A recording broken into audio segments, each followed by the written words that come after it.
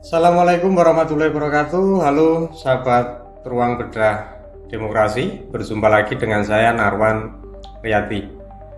Belakangan ini media sosial ramai membicarakan laporan polisi terhadap sejumlah akun pembuat meme yang menyinggung Bahlil Lahadalia selaku Ketua Umum Partai Golkar sekaligus Menteri Energi dan Sumber Daya Mineral atau SDM. Pertanyaannya, apakah membuat meme bisa membuat seseorang dilaporkan ke kepolisian? Di mana batas antara kebebasan berekspresi dan penghinaan terhadap pejabat publik? Mari kita bedah secara hukum, politik, dan etika agar kita semua paham batas aman berekspresi di era digital. Pada Senin 20 Oktober 2025, organisasi sayap Partai Golkar Angkatan Muda Partai Golkar atau disingkat AMPG mendatangi Polda Metro Jaya. Mereka melaporkan beberapa akun media sosial karena dianggap membuat konten yang merendahkan martabat Bahlil Lahadalia. Dalam laporan itu, AMPG membawa tangkapan layar meme yang berisi sindiran seperti berwudu menggunakan bensin atau pakai bensin dan melempar jumroh dengan batu bara. Menurut pelapor, konten ini bukan bentuk kritik, melainkan penghinaan personal dan pencemaran nama baik. Mereka menggunakan dasar pasal 27 dan pasal 28 Undang-Undang ITE serta pasal 310 KUHP. Bukti tangkapan layar, identitas akun, dan somasi sudah diserahkan ke penyidik. Namun, menariknya, Bahlil sendiri mengaku tidak tahu menahu soal laporan tersebut. Hal ini menimbulkan pertanyaan publik. Apakah laporan ini murni inisiatif partai politik atau bentuk solidaritas berlebihan terhadap figur ketua umum? Dalam sistem demokrasi, rakyat berhak menyampaikan pendapat termasuk dalam bentuk kritik, satir, dan humor politik.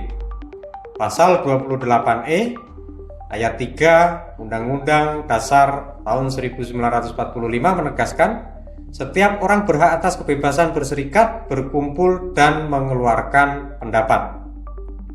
Dan artinya, ketika rakyat membuat meme politik itu bukan sekedar hiburan, tapi bentuk ekspresi sosial terhadap kebijakan, gaya kepemimpinan, atau komunikasi publik seorang pejabat. Dalam sejarah politik dunia, satir bahkan menjadi alat rakyat untuk menyampaikan kritik tanpa kekerasan.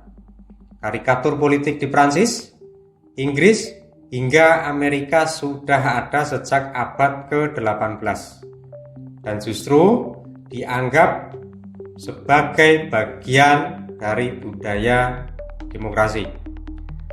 Namun di Indonesia, ekspresi semacam ini sering dianggap melecehkan, apalagi kalau menyentuh figur elit politik. Padahal, semakin tinggi jabatan seseorang, semakin kecil ruang privasinya di hadapan publik.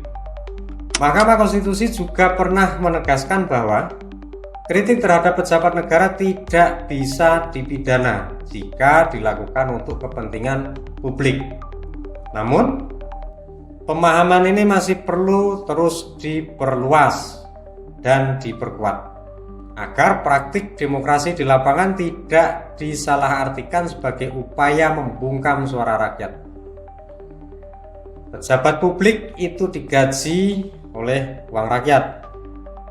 Dari uang rakyat untuk melayani rakyat.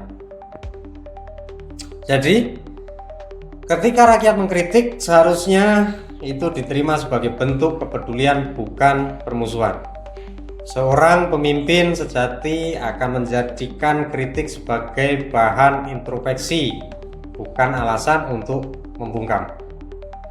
Karena justru di sanalah letak kedewasaan politik, mampu menahan diri di tengah kritik dan menjawab dengan kinerja.